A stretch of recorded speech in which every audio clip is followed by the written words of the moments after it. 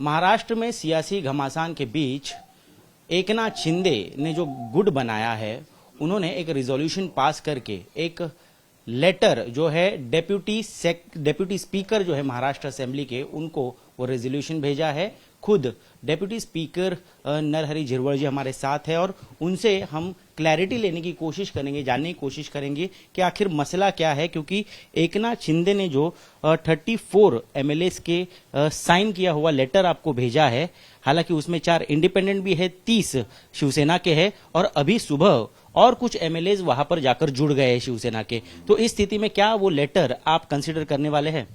वो जो मेरे पास जो लेटर मिला है वो 34 बोलते, कभी कम बोलते, कभी ज्यादा बोलते, तो वो भी रहेगा, वो सही भी रहेगा, तो मुझे तो जांच करना जरूरत है, इसलिए मैं जांच करूंगा। जांच करने की जरूरत क्यों पड़ रही है? क्योंकि हम देख रहे हैं वहां से विजुअल्स आ रहे हैं, वीडियोज आ रहे हैं कि एमएलएज उनके साथ में हैं। वो है, लेकिन उस साइन में वो देशमुख करके उन्होंने बोला मैं देशमुख, हाँ, हम अंग्रेजी सही साइन करते हैं और उसमें मराठी है, वो ऐसे बोल रहे हैं और वो साइन करने के लिए यहाँ थे ऐसा बोलते हैं, लेकिन अभी वो घर पे है ऐसे ही बोलते हैं। तो ये मेरा साइन ही नहीं है, ऐसा एक है तो और कुछ है या नहीं वो तो जांच करना पड़ेगा। किस तरह से होगी ये जांच? क्या एमएलए से बात करने की कोशिश होगी या आप एकनाथ शिंदे से बात करेंगे और उनको कहेंगे कि आप दावा करें यहाँ पर आकर और जो है परेड कराए एमएलएस की? कानून में जो जैसा होगा वैसा करूंगा। वैसा तो लगता है वो जांच करने के लिए उसको सामने बुलाना पड़ेगा। तो क्या उस तरह का कम्युनिकेशन हुआ है? आपने उनको बताया? अभी तक कुछ नहीं, अभी तक कुछ नहीं हुआ। क्यों नहीं हुआ है? कितना समय लगेगा? और देखूंगा, मैं अभी पढ़ रहा हूँ क्या क्या है वो, उसके बाद मैं डिसीजन लूंगा। बताया तो ये भी जा रहा है कि एकनाथ शिंदे भी बड़े लॉयर्स के साथ बातचीत कर रहे हैं, क्योंकि 2/3 मेजोरिटी शिवसेना के एमएलएस की अब उनके पास में है, क्योंकि उतने विधायक वहां पर गुवाहाटी में पहुंच गए हैं। तो वही दावा करने वाले हैं कि वही ग्रुप ऑफ लीडर है लेजिस्लेटिव पार्टी शिवसेना के, और साथ ही जो नया विप उन्होंने चुना है भरत गोगावले, उनकी भी मांग उन्होंने की है। क्या उसको आप परमिशन देने वाले हैं? अभी तो ये जो गठ नेता वो चुनाने के लिए, गठ नेता होने के बाद प्रतोद चुनाता है। अभी गठ नेता है या नहीं वही पता नहीं, क्योंकि मैंने वो कौन हो चौधरी को, अजय चौधरी को, उसको गठ नेता बनाया है। वो कानून में है, पक्ष प्रमुख जो रहता है वो गठ नेता चुनाता है, और इसके बाद दूसरा कोई गठ नेता चुनाने के लिए जो कानून रहता है तो कानून में ऐसा आता नहीं, ऐसा मेरा मकसद है।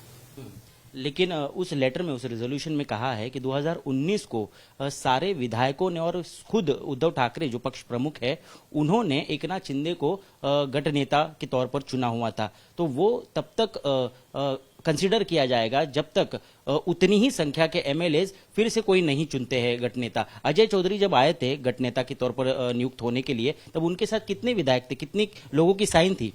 और उसके साथ विधायक ने आना जरूरत नहीं है। जो जो पक्ष प्रमुख रहता है वो गठ नेता चुनाता है। गठ नेता चुनाने के लिए जो कानून है, उस कानून से उद्धव ठाकरे जी ने मुझे लेटर दिया था, उसके ऊपर मैंने उसका कंसीडर किया।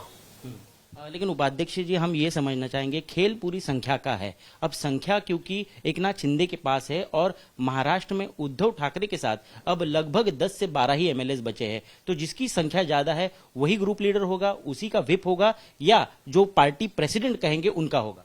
नहीं, अभी तक कानून में तो पार्टी लीडर का ही है, बाद में देखूंगा क्या है वो। कितना समय लग सकता है? आप किससे बातचीत कर रहे हैं इसके बारे में समझने के लिए? कुछ नहीं, ये जो कानून का जो किताब है उसके ऊपर सब कुछ दिया है ना, उसमें से देखता हूं मैं। अब हमारे सूत्र तो ये भी बता रहे हैं कि क्योंकि पर्याप्त संख्या एकनाथ शिंदे के पास हो गई है और इतने सारे एमएलएस है जो 37 से भी ज्यादा है, अब 2/3 मेजोरिटी से ज्यादा होने के बाद वो और एक लेटर भेज सकते हैं आपको। भेजेंगे तो देखेंगे ना मैं क्या लिखता है, कैसा डिसीजन क्या लेना है, वो मैं खुद देखूंगा। तो फिलहाल हम क्या समझे, शिवसेना एक पार्टी के तौर पर अस्तित्व में विधिमंडल में है या नहीं है? अभी तो शिवसेना है ना, बाद में देखूंगा क्या होगा वो। कितना समय लग सकता है, कितना समय लग सकता है? 1-2 दिन में हो जाएगा। तो ये थे डिप्यूटी स्पीकर महाराष्ट्र असेंबली के नरहरि झिरवळ जी, जिन्होंने बताया है कि काफी संशयास्पद रिजोल्यूशन लेटर है वो, जिस पर कुछ साइन जो की हुई है वो उन्होंने नहीं की, ऐसा बताया जा रहा है, और इस वजह से वो इसकी जांच कर रहे हैं और लगभग 2 से 3 दिन लग सकते हैं उनको किसी डिसीजन तक पहुंचने के लिए।